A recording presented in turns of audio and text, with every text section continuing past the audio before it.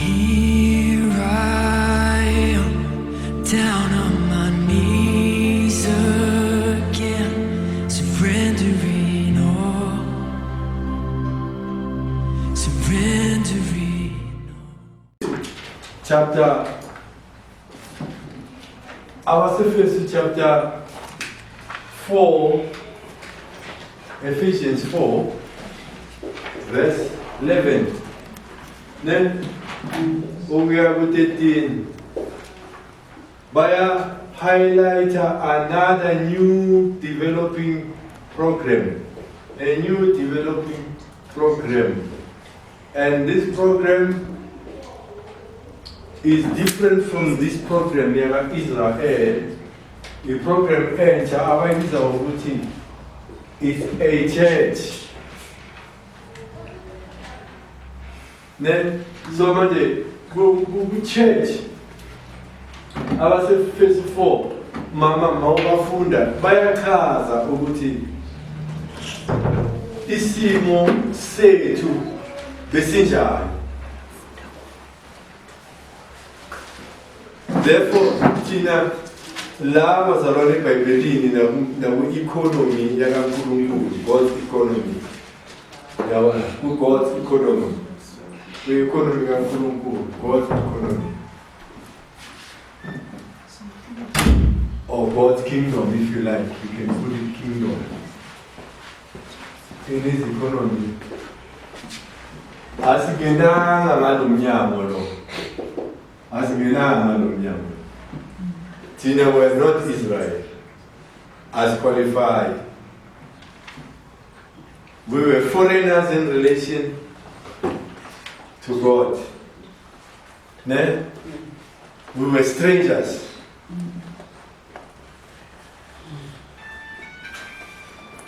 Besikude.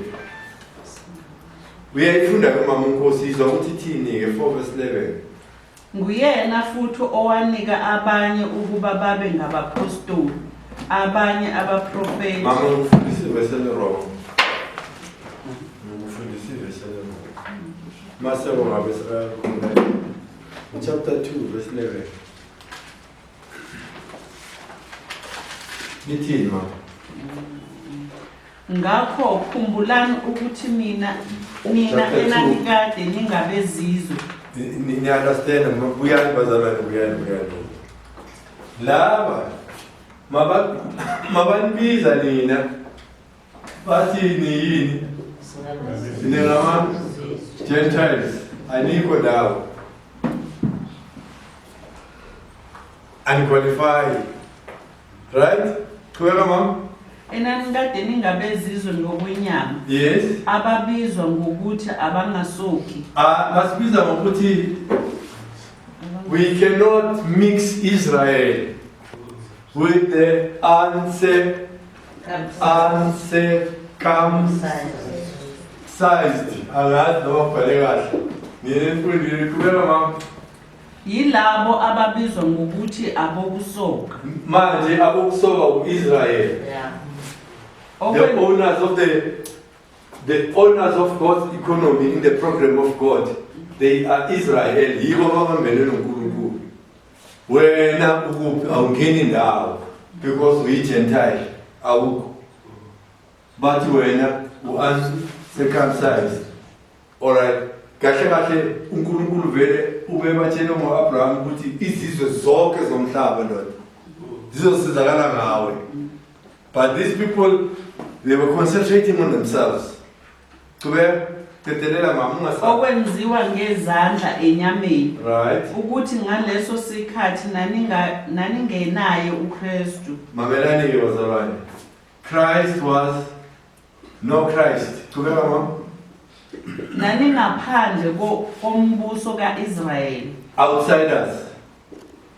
Naningabafokazi ezivumelwaneni zesithembiso. Foreigners. Ningenathemba, ningenaNkulunkulu ezweni. Mamelani, iziyabizwa lezi zinto lezi.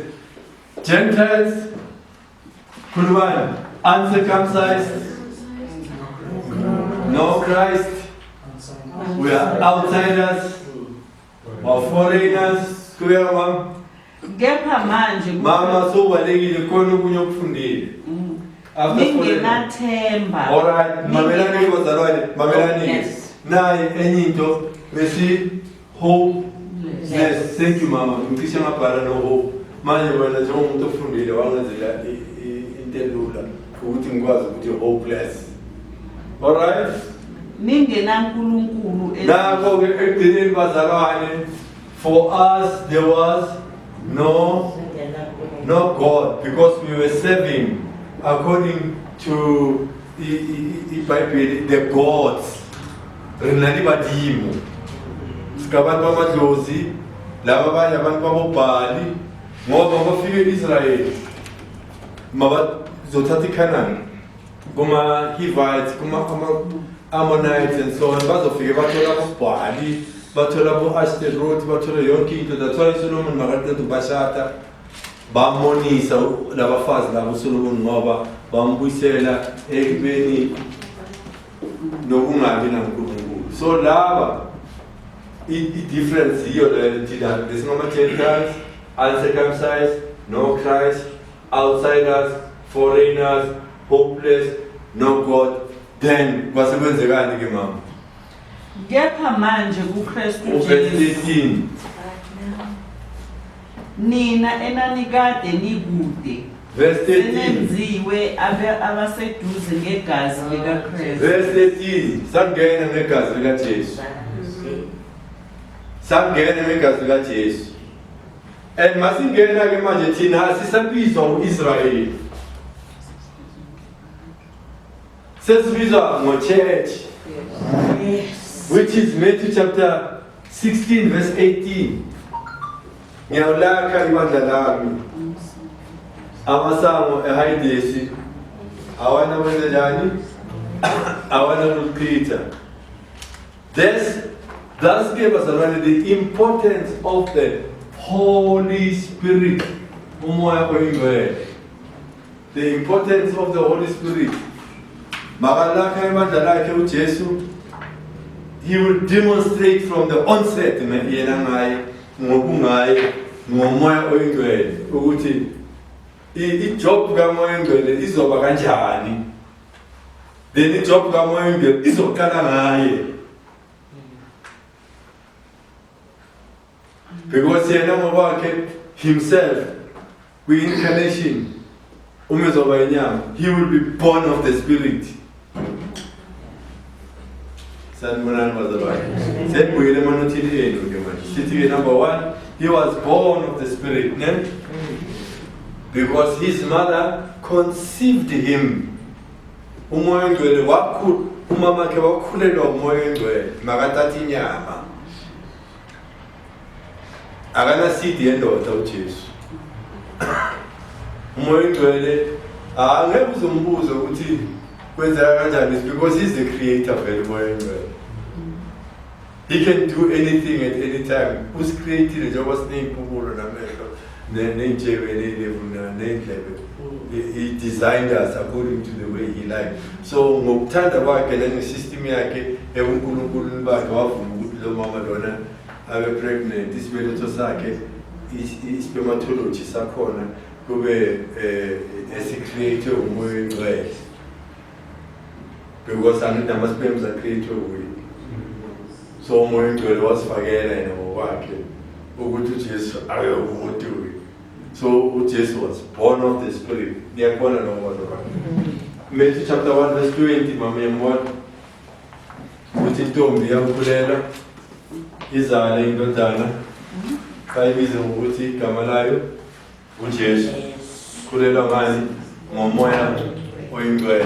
Esazindla ngalokho bheka ingelosi yenkosi yabonakala kuye ngephupho ithi Josefa ndodana kaDavide ungesabi ukumthatha uMaria umkakho ngokuba lokho akukhulelweyo kungumoya ongcwele. Hallelujah. Khulelwa umoya oyingcwele. Nami ngizalwa kabusha kwaba umoya oyingcwele. Awuzalwa kabusha ngaphandle komoya oyingcwele. Njengoba kwenzeka ekuzalweni kukaJesu makatshela uNikodimo ukuthi you must be born again. uNikodimo uzowayikhuluma kahle kuyasisiza uNikodimo ukuthi sibone ukuthi le concept vele it's a concept of birth ngoba uthi uNikodimo usuke kufanele ngihambe ngiyobuyela esizalweni sikamama bese ngiyaqalela phansi ngiyazalwa bathi no lokho kuzele inyama kuyinyama lokho kuzele umoya kumoya. So wena Nikodimo mawufuna ungena embusweni umfundisi wabaJuda la kule you must uzathi umele besizulu you must be born again. So ke bazalwana bami abathandekayo uma ungazalwanga ngomoya uyasonta evangelically uyasonta esontweni lakho because abantu bayakuthanda ukusonta and mawusonta awukakangeni nakwa-Israel awukangeni nakule economy of the church. But ke esikunotisile ukuthi umoya engcwele hayi ukuthi akekho nakwakho ungakasindiswa.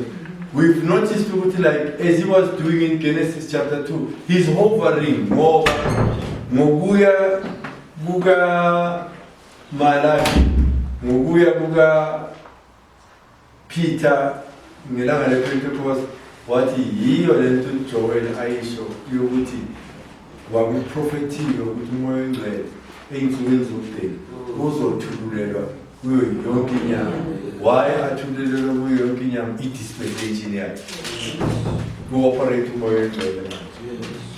Okay, number 2 sithola ukuthi uJesu makabhaptizwa-ke laphayana wakonfirmwa.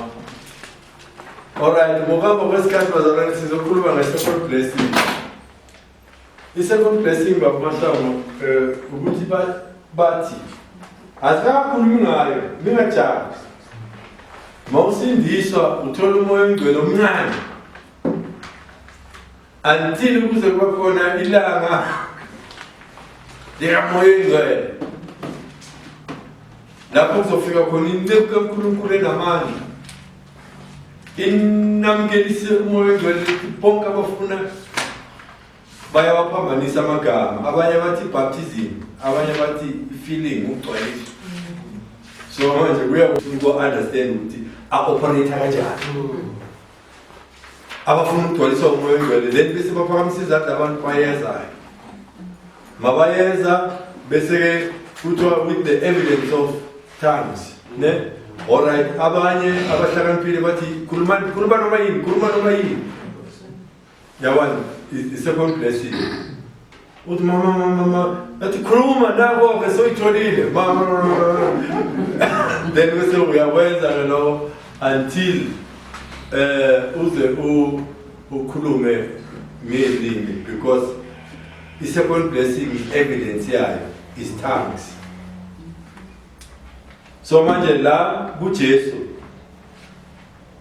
kusa second blessing ngokuya kwamanye abafundisi bama-second blessing. Kodwa ke manje la esikubonayo uJesu akakhulumanga ngayilimi kukhuluma uNkulunkulu himself uJesu ebhaptize e-affirma ukuthi lo ozelwe ngomoya uyindodana yami umoya engcwele uyam-affirma ukuthi lo he is my son yenzani njani muzwele listen to him. So umoya engcwele ke manje sizokuthola nanoba ama-symbols kamoya engcwele uza nge-symbol yejuba which is almost i-symbol leka Genesis of hovering niyakubona yokufukamela. So manje uza njengejuba kuJesu uyam-affirma ukuthi unjalo njengathi nje ngokuhamba kwesikhathi bazalwane nizothi masesingena kithi uzobona ukuthi nathi we are affirmed by the Holy Spirit ukuthi singabantwana bakaNkulunkulu ngoba ngaphandle kwamoya engcwele you are not the child of God. Ukuba khona kwakho emzimbeni kaJesu umoya engcwele because of 1 Corinthians 12 verse 13 uthi the time ubhapathiza ngomoya engcwele wawuthathwa ufakwa emzimbeni kaJesu Kristu enebandla lomzimba kaJesu Kristu. Ningathi bazalwana ama-olive Yes, wow. Sorry ngedanqane njana. Yes, sir. Ukuthi njengoba usho ukuthi uNkulunkulu okhuluma izilimi himself. Ukuthi ukukhuluma izilimi yena himself, which language yena ayikhulumayo? Ngoba kungenzeka ukuthi lezi zilimi azikhulumayo i-language yakhe. No, uNkulunkulu la bengibekisa nje ngisho ukuthi lento le ayiconfirmeki la kuJesu yendaba yezilimi ngoba izilimi zikhulunywa yiloyo okuthiwa obhabhathizwa ngomoya oyingcwele. So manje lokwehla kamoya oyingcwele njengejuba kwenza sa lokho abakushoyo ukuthi mawusindiswa uthola umoya oyingcwele omncane. But ngokuhamba kwesikhathi bese kuba khona i-altar call yokuthi uzothola umoya oyingcwele ozokunika i-evidence of tongues. Yabo. But ke manje la azikho la kule verse leli. Akasifundele umama ngifuna ukubonisa azikho lana leli la. uJesu esephapathisiwe wakhuphuka masinyane emanzini, bheka izulu lavuleka. Yes. Wabona umoya kaNkulunkulu ehla njengejuba Yes. eza phezu kwakhe. Yes. Bheka kwavela izwi ezulwini lithi, lo uyindodana yami ethandekayo engithokozile ngayo. Yeah. Manje ke mina ngithi ke le evidence yakaJesu ngithi manje bazalwane okwamanje sinenkinga ngesubject kamoya oyingcwele ngoba babunyakeni yazi what has happened. Isubject kamoya oyingcwele ingena ngezilimi abaningi bazilimi. Mawukhuluma ngomoya oyingcwele ukhuluma ngabo Ramasheke Televishinda. Yiko lokho. You understand? Manje kunesifundiso esinjalo. Manje engingafuna ukuthi sisheshe sivele ngoba ngifuna ukuthi ngaleso sikhathi leso sika number ngazo number 9 kulohlelo lethu lamanothi ka number 9 ngifake both schools. The school esithi umamkela kancane moya oyingcwele the time usindiswa futhi besidinaya before bakwabonakala ukuthi no man abaseRoma 8 verse 9 bathi if ungenayo umoya oyingcwele awusiyo kaKristu. uJohn 3 verse 5 uthi ayikuthi uzalwa kabusha ngoba uzalwa ngomoya oyingcwele. Mathi okay kuyenzeka kancane but manje bese kuba khona ke lelo lapho ke nizobizwa khona manje bizwa yile nceka kaNkulunkulu bese nenza ke lokho uyabona. But ke okukhulu kakhulu engithi ngiyakubalekela ukuthi kusetshenziswa uActs chapter 2. Yabona manje njengoba usho Mr. Mnyakeni uActs chapter 2 is not gibberish. Akuso raba no uActs chapter 2 uthi kwazakala izilimi zabantu abanye bebevela eSpain, abanye bebevela eAfrika, abanye bebevela ngilanga lePentecost ngoba bekunamaJuda asuka from all over the world. Njengoba amaJuda diaspora kusuthi scattered all over the world. But njalo bekhona lento abathi pilgrimage njengama-Islams ama-Muslims ake ngithatha ama-Muslims. Yabona ama-Muslims nesikhathi sabo se-Eid bayahamba basuke la and reach ke ama-Islams. They live from South Africa, abanye basuka from Malawi, abanye basuka from Nigeria, abanye basuka all over the world. Kuthi ke manje asithi wehle umoya oyingcwele lapha yana kuma-Islam ilanga labo lePentecost. Makehle umoya oyingcwele bese laba abayi-12 amuzulu waseNigeria muthathayo lo khuluma ulimi lwakithi laseNigeria.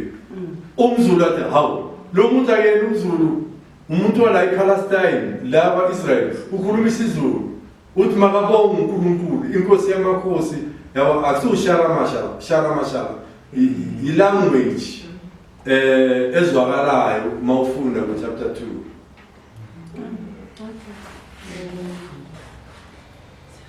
Ngoba mawufundi kahle iBhayibheli lakho ulifunde isinwele uzoba sinkingeni. Alright, asimeni ke lapho ke sekuphendulile mfowethu. Alright, sengisho ukuthi ke thina ke ngiyabekisela ngithi mina umoya engcwele la kuJesu sifuna ukuthi Jesu sikhombise because thina singena ngawe thina singama Gentiles thina ase-capsize thina bongekho kithi thina besingama outsiders thina besingama foreigners thina besi-hopeless thina besinganayo uNkulunkulu manje uNkulunkulu simthole ngawe Jesu so Jesu sikhombise ukuthi uNkulunkulu umoya engcwele u-operate kanjani abesuthi sizomkhombisa ngokuthi mina ngazalwa ngomoya okwesibili nga-affirma ukuthi ngiyindodana kaNkulunkulu ngani ngomoya wengcwele. Then you read about Galatians 4:6 ukuthi uNkulunkulu usinikile umoya oyingcwele esimemeza ngawo esithi Baba. Therefore nathi njengoJesu e-affirma ngelanga lakhe lokubhabhathizwa si-affirma i-presence kamoya oyingcwele ukuthi nathi we're the sons of God. Singabantwana bakaNkulunkulu. And this is going to khanya more and more and more. Then number 3. Sithola ukuthi umoya engcwele indaba yezilimo uye owahola uJesu ukuthi enze njani ayolima because kungabi ne-misunderstanding yokuthi umoya engcwele akasekho kimi why ngilingwe kanje. Yabona misunderstanding ukuthi why ulima because unomoya engcwele because la kule chapter lithi mama lithi uJesu 4:1 khona uJesu waholelwa ngumoya ehlane ukuba alingwe nguSathane esezilini ungaholwa ngumoya engcwele akuholele njengoJobe kuSathane. Hayi mabazalana ngimizwa angisakhulumi bazalana ungaholwa ngumoya engcwele akuhole njengoJobe ukuba ulingwe nguSathane. Yes sir. uJames abasifazane uma ngabe nilima inyama yenu kodwa uNkulunkulu endleleni. Asimfunde James chapter 1.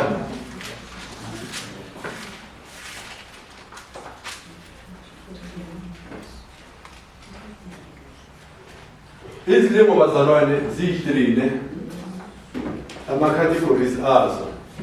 Ungalima 1 kwi-level of your flesh. Sanibonani nisesekhona. Ungalima kwi-level of the world. Ne? Ungalima kwi-level of uSathane. Okay, uma ulima in the level of the world uzawutshelwa la ukuthi kuhlanganisa lo inkanuko of the flesh, inkanuko of the eyes, nenkanuko the pride. Yabona? Then la kuSathane normally he fights against the word. That's why Jesu ngoba uSathane uzolokho ekhotha uJesu athi ngoba uSathane ufuna ukususa iscripture izwi. Yabona? Like for instance njengoba uJesu hole umoya ukuthi ayolingwa uSathane or makalingwa uSathane sesiyazi ukuthi i-problem kuyoshaywa izwi kuyomisquota uSathane. uSathane makamisquota vela angakuyisa ngempela ngoba uzozibuza ukuthi kanjani ngoba ngumntwana kaNkulunkulu ngoba mina kufanele ngiprosper ngathola i-gospel of prosperity nenhlupheko lengibanga kanjani. Okay, then i-flesh it's yourself ne. Yeah, chapter 1 ayifunde from verse 12 ithi iqala 13 Ubusisiwe umuntu okhuthazela ekulingweni Yes. ukuba esevivinyekile uyakwamukeliswa umqhelo wokuphila othenjisiwe yiNkosi kwabayithandayo. Umuntu oyengwayo makangasho ukuthi Nayo. ngiyengwa nguNkulunkulu uNkulunkulu ngokuba uNkulunkulu angeyengwa. usathane usebenza ngokuyenga, ukulinga kwakhe ukuyenga. Ufuna ukuthi ulimale ube spiritual. Kodwa uNkulunkulu yena ukulinga kwakhe igama elithi test. Yabona njengo chapter 22 Genesis utesta uAbraham uthi ndoda hamunikela ngumfana wakho because kahle ngizokupromote angeke vele kube kubi ngoba igama ngeke umfana wakhe azafe bekuNkulunkulu emtesta. Yabona so manje uthi ke kuJames uma ungene ku-temptation ulima ngedokimato akusuNkulunkulu. Yabona kungenzeka ukuthi uyema inyama yakho inkanuko yayo. Uyazi ukuthi sonke sinenkanuko bazalwane. Nenkanuko yolaka, nenkanuko yenzondo, mina inkanuko ye-short temper, mina inkanuko yokufebe. Zonke lezi zinto lezifanele ngizazi. Uma ngingazibuza mamelani bazalwane, uma ngingazibuza ngikhalela omunye owesifazane ngaphandle komkami, uma ngingazibuza ukuthi inkosi yami ngilimele, then ngibanjiwe ngoba bengiholelwe umoya ke manje ukuthi ngiyolingwa uSathane ngoba manje sekulingwa indaba ye-understanding yami of scripture.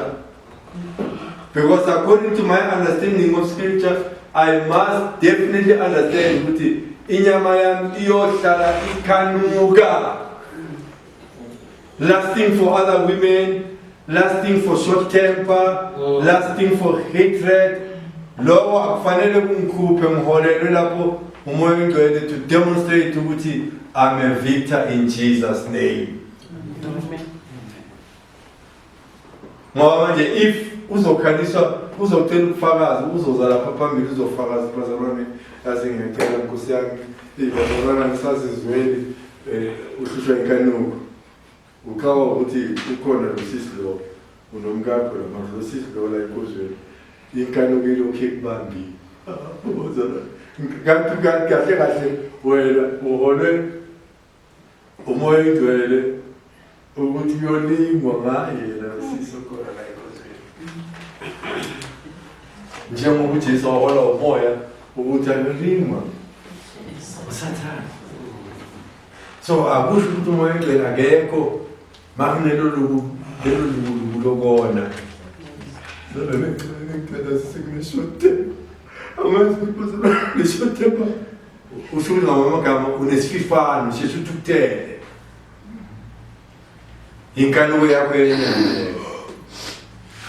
But if ulalela umoya ongcwele, thank you for challenging me with this. Ngiyabonga kakhulu ukuthi unginike challenge and ngiyazi ukuthi kule challenge kune match between inkanuko yami yenyama nenkanuko yakho umoya ongcwele. So what I'm going to do, le nkanuko yenyama ngizoyidubula. Ngizoyidubula ngothando lwegenuine. Lo mzalwane engimkhanukelayo ngizomthanda ngothando lukaNkulunkulu. Noma ngimkhawule ngothando lukaNkulunkulu. Ngiyanqoba ngawe. Sengiyakhutha namanye ama-scriptures ukuthi mina ngiyithempeli lakho umoya ongcwele.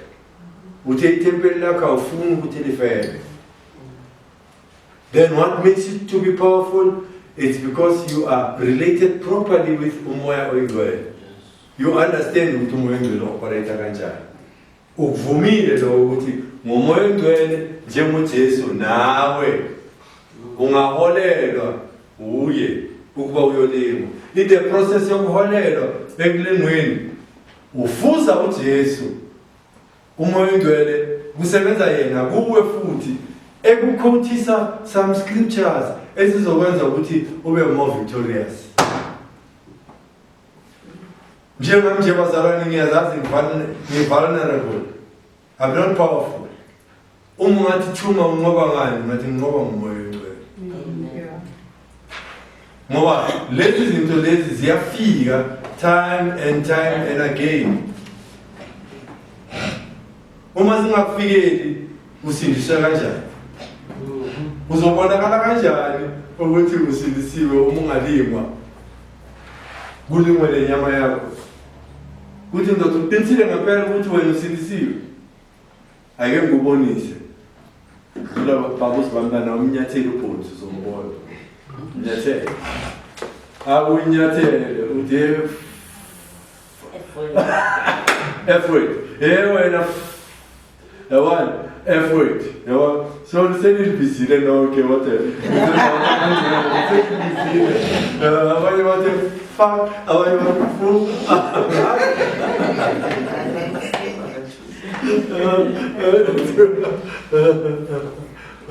Mina ngicela ukubuza mfundisi ukuthi singathi esimeni sakaDavid nomka-Uriya singathi umoya ongcwele lapho wasebenza kanjani? Yeah, it's unfortunate ke lapha ku-David no-Uriya because bebasebenza kule program. Abo-David bebela kule program.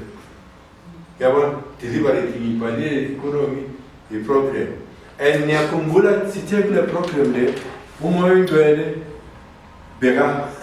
bekafika abuyahamba. La kule program bazalwane umoya oyingcwele nangu kule program waze wangena umoya oyingcwele nasi isitulo it's either hleli wena la kuso wena umbeka la phansi but ake simbeke la sithi nangu spirit then bese sithi uyulo ne you are done makahleli la kusho uyakubusa umoya oyingcwele. You understand? Manje abo-David ke Nkosi yami siyabahawukela ngoba umoya oyingcwele bekangahlali phakathi kwabo. You understand?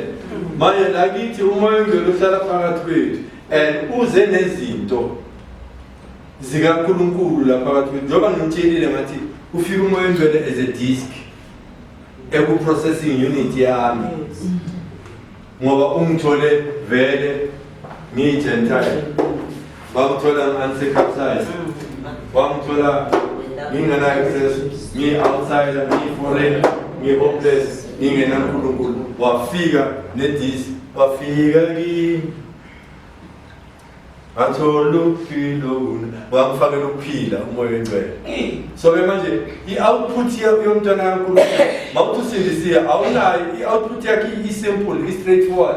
I-output moya oyingcwele mawuthi unothando asunothando lukaNkulunkulu mawuthi nokubekezela okuvela kumoya oyingcwele wena uya-outputa kuphela.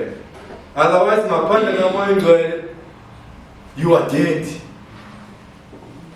You're just a dead wood. Mama ngazi noma nguphendulile. Mama ngiyabona ngendlela omthanda ngayo.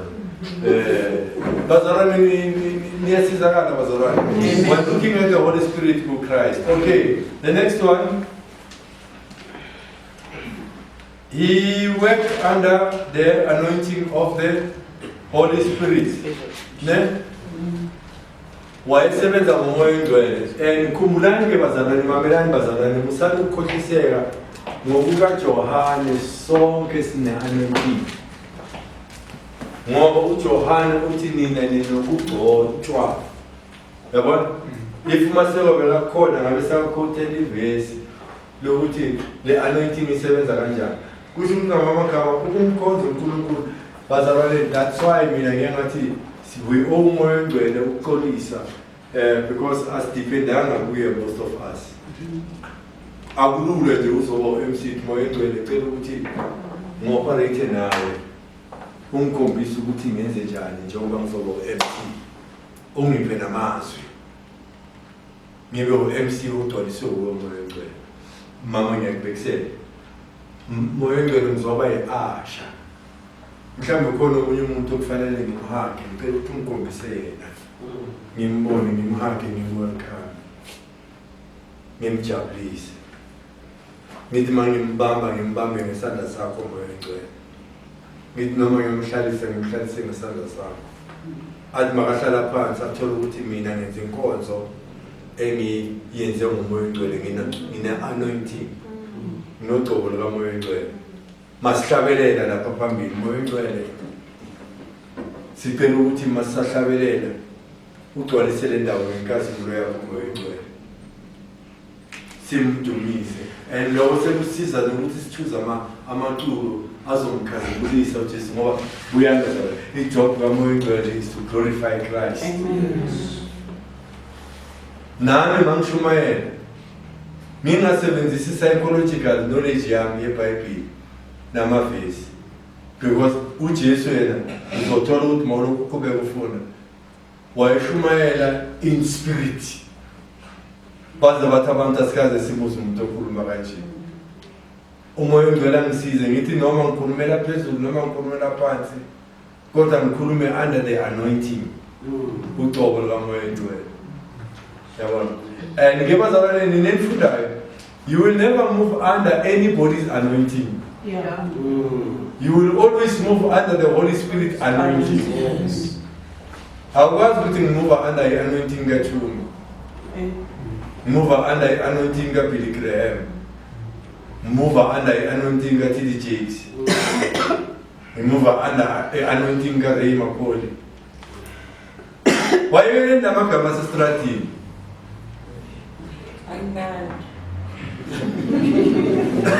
Yekela namagama asestradini. Ngoba nabo laba basestradini abazi next ngomoya oyingcwele. Iningi labo lazi ukuthi umoya oyingcwele uhara mashakara basendele besiya. The day bakhuluma ngomoya oyingcwele bathe umoya oyingcwele wafika. Usho ukuthini ukuthi wafika umoya oyingcwele? Usho ukuthi sakushaya uhara masheke selila basiya. Then what? Mawuphuma la uyakunyathela umzimba. After futhi ngoba manje uyi-emotional, sebenza ngama-emotions. Akunyathele lo mzimba.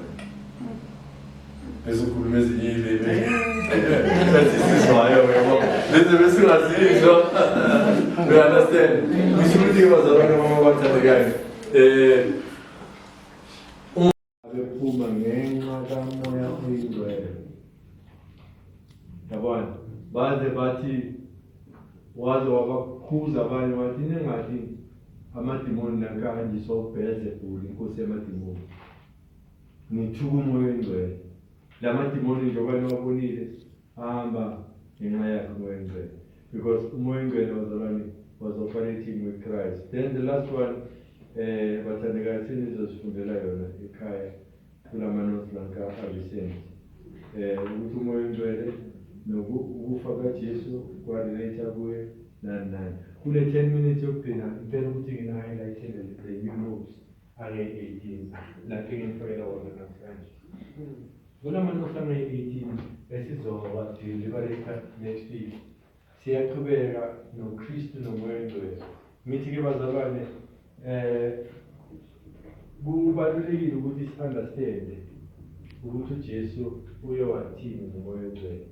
Ngicela ukuthi ukunothise ukuthi uJohn umbhaptizi uma e-introduce indaba kaJesu uthi madoda ke lo angithi mina ngibhaptiza ngamanzi. Lo makafika uzongibhaptiza ngomoya nangomlilo. Yabo? Okay. Nina-ke nihamba ngabo fire! Then lo mlilo lo sozom-associate nenye into esingayi-understand ukuthi yini. Yabo?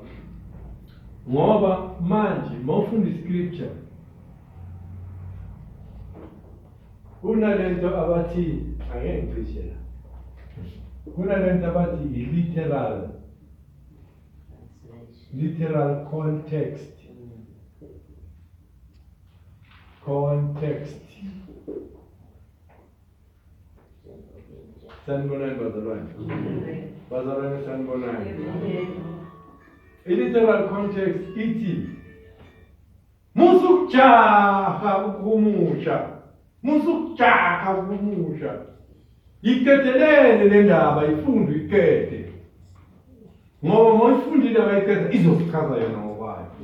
It is self-explanatory.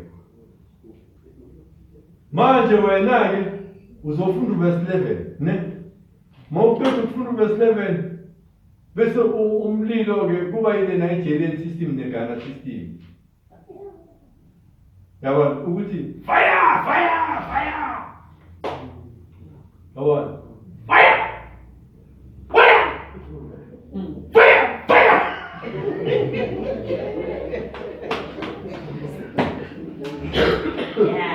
Ukuthatha flow, ukuthatha strategy. Now ufira wako, batona wako, fire! Ukuthi fire for what? But ke manje la ifire le kukhulunywa ngayo. It's explained in verse 12. Ukuthi lezi zinto eziyi-2 azisebenzisayo zi-operate kanjani. And hence kumanuthi wakho uyabona ukuthi uHoly Spirit uzoba yi-wheat. Yile nto engeke izishiswe. Abakhe labo uyababutha. Then ichaff kuzoba yilokho kuzishiswa. Yabona? Then bese uthola ke ama examples oMatthew 25. Ngoba kuMatthew chapter 25 izimvu nezimbuzi abazobuthwa bangayi beze kuye nalabo azobashisa baye esibokweni. Oh, you don't believe in hell, which is chaff. Then ke manje ngamagama ibaptism igama elithi baptizo ngibhale lapha ngesiGreek. Ngase ngiyakhaza in bracket ukuthi immersion ukufakwa ungene sheep yabona emanzini athi yabona so babathi yakubhaptiza usuthi ungene wonke wathi sheep nalana ibaptism uJesu usuthi uzonithi sheep ngomoya wengcwele. And manje masofunda ke ngifakele bese elisimple 12 verse 13 ukuthi makabhaptize ukubhaptizela emzimbeni kaJesu. Ukuthi sheep phakathi komzimba kaJesu Kristu. Then you become isitho emzimbeni kaJesu Kristu. Hey, indaba kamoya wengcwele bazalwane. Yazi condition sebafundise yonke imfukufuku akunobe ukuthi. Then ama-claims kaJesu ke nama-promises. uJesu ke number 1 nizobona ukuthi uclaima ukuthi umoya wengcwele ijob yakhe i-conviction. I-conviction kusho ukuthi it's strong influence ukwenza ukuthi uyikholwe lento nokwenza ukuthi uyibone. I-strong influence yakhe will be on sin kusho ukuthi uyisoni. I-strong influence yakhe yokuthi angakwenza righteous. I-strong influence yakhe nange-judgment ukuthi uma ungalungisi vele i-judgment is already on you. Number 2, abazalwa kabusha bonke uJesu uthi mabangena kubuso wakhe bangena ngomoya wengcwele sizokubona lokho. Then number 3, Holy Spirit uye bazalwane osisindisayo justification, uye futhi osigcinayo sanctification. Yabona uJesu lo yofundisa lo hayi mina asikakhulumi ilimi sizosithola le chapter 2 uzethu asikafiki lapho. Okay, sesiku number 4 ukusho ke right masongenile ke ngayo moya wengcwele noma sozoworshipa uzoworshipa ngomoya nangeqiniso. Amen. Yo moya wengcwele funa ukuworshipa ngawo, funa ukubambana noNkulunkulu ngawo, funa ukuba connected nezulu ngawo. Then number 5, hayi khona abangeke bawubone umbuso kaNkulunkulu bazawusonta right through ngesizathu esiyi-1 sokuthi abazalwa ngabusha bafana noNikodemu. Number 6, izwe akulula ukuthi lisindiswe ngoba liyamthuka umoya wengcwele alimrecognize, which is number 6 and 7. Number 8, umoya oyingcwele ijob yakhe ukuphakamisa uJesu Kristu testifies about Jesus Christ. That's why Acts chapter 1 verse 8 esefikile umoya oyingcwele nina nitholile zoba ufakazi bami sibele eJerusalem eJudea ukuya eJerusalem. Then umoya oyingcwele will speak to you. Ungasabi ukufakazela umuntu. Number 10. Because momfakazela angeke asindiswe athintwe nguwe. Uzothintwa umoya oyingcwele. Hayi bazalwane nami lingisizile kakhulu. Ngoba mina ngicabanga ukuthi umuntu fanele ngimconvince. No. Akho convince umuntu. Ukutshela umuntu ngoJesu then umoya oyingcwele azenzele umsebenzi wakhe nawe. Yabona, ngoba abantu abasindisiwe abanye mabatshela ilife yabo.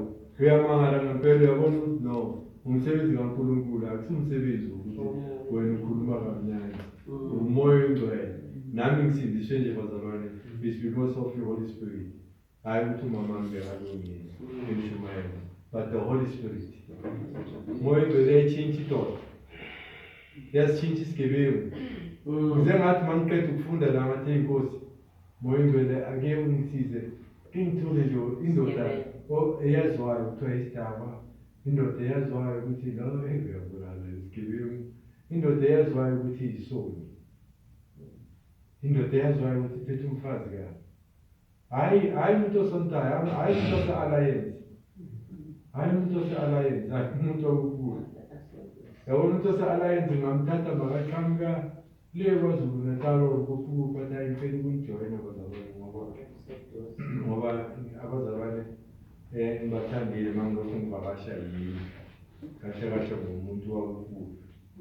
Yeah, but-ke le ndaba ukuthi uthatha umuntu ovela le kudononi uthatha ukuvela le kwezo ukujabulele uzosifaka enkingeni. Bazalwane asifuneni izoni abantu abangakhoni umuntu omazi kahle ukuthi Sundays usithelele kwakhe uyazibhemela uzala ukhipha. Le church hoping le ulandela abantu abahluphayo.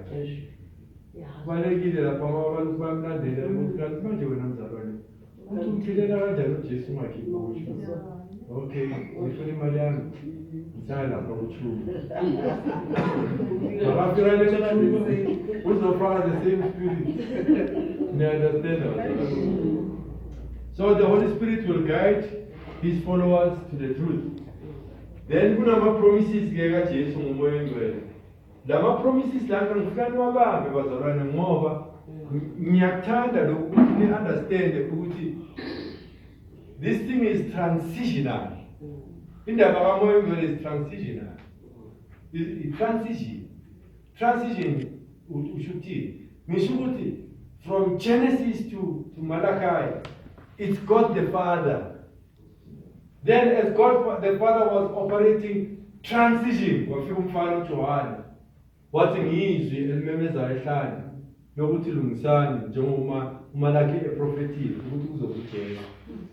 Then transition ke kwasiba dispensation kaJesu. uJesu ke sesimbona kuMatthew, Mark, Luke and John. Because of transition. Then manje uJesu nala kulama promises are transitional. Ukuthi bakithi lo moya oyingcwele mina ngiteteleni manje. Kuzoba mnandi kakhulu mase kufika yena. Sekuba i-dispensation yakhe. Ngoba mina mangikhuphuka transition kuzongena yena. Bazalwane njengamanje sisesitikini nomoya oyingcwele. Mawuthi ukwazi ukukhubana noNkulunkulu is because of umoya oyingcwele. Because nguye la ephasini kwa Jesu. Nguye ola ephasini manje. Yabona ngikhuluma isikhethu manje. Ngiyasithi ngithi mina nguye ola ephasini kwa Jesu. Akusizo lezo. Unawubona? Akusizo wamunetshela. Ya, okamanje nje umoya oyingcwele. Ithini? Ayibe. Jace, I got Jace. I got Jace. Yeah. Therefore, we must avoid. After reading about how the Holy Spirit operated in Christ, so akube kimi nawe ukuvuma ukuthi moya ngcwele ngicela ukuthi nami ngikubheke ngendlela uKristu owawusebenzisana naye ngayo. Yabona ngiqhubeke ngi-operate under i-anointing yakhe kukho konke engikwenzayo, noma ngizokhonza noma ngizonikela, ngibe in the presence of the Holy Spirit. Ngamanye amagama ngithi practice the presence, but the presence of the Holy Spirit. Practice is because umoya oyingcwele is there in you. You are His temple. You are His temple. Uyokusizayo ukuthi uthi aba baba. Mvumele ukuthi akusize ukuthi uphile impilo engcwele. Mvumele ukuthi akusize ukuthi ukwazi ukuba ku-service. Bazangikholela bakuma-holiday. Isikolo sivaliwe. But thina sikhona, we will do it as best as we can. Sicela ukuthi sigcine khona lapho bazalwane. Nizakele bazalwane. Bengibuze nje ukuthi kuke kwadibetshwa ngesinye isikhathi. Labanye bathi ukubhaphathisa kuyikona. Into ukuthi kufanele abazalwane bafundise ngebaptism emveni kwalokho bese mhlawumbe kuba nesikhathi ukuthi bathathe inkonzo ye-fasting ekwi-baptism ekuyiyona leqobo bese-ke mhlawumbe lene ngosuku lokuthi mhlawumbe ngosonto. Yes. Kule fasting yokhuleka emfuleni. Yeah, bese-ke ukubhaphathisa lapho. Mara lo abazalwane ukuthi mhlawumbe kube umkhiqizo bese kube nedamu lokubhaphathisa. Bathi cishe akusikho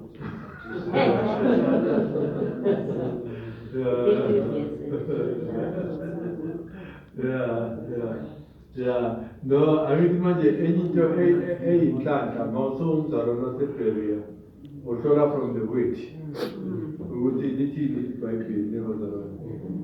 Okay, ukubafundisa ukugcina konke, it's like we teach you ukuthi njengoba uyobhaphathizwa isimo sinje so on. Then-ke ngenhlanhla ngibhalile legama ukuthi ubhaptizwe usuthini. It's simple and straightforward ukuthi lo muntu ucwilile naye. Was this person immersed indawo enkulu leyo yabo? Yeah, ngoba ngizayodliwa injoba le emakhambozini yeah, lapho ifostoras bebafa njalo abantu. Ngoba manje if ngempela ufuna leyo nto lebaptism fanele uyobhaphathizwa eJordani. La uyobhaphathizwa khona uJohane umbhaphathizi. Yabo fanele ugibele kwa-Israel. Yeah, ngoba ibhaptism enjalo yiyo leyo. Asibongeni bazalwane. Father, we thank you.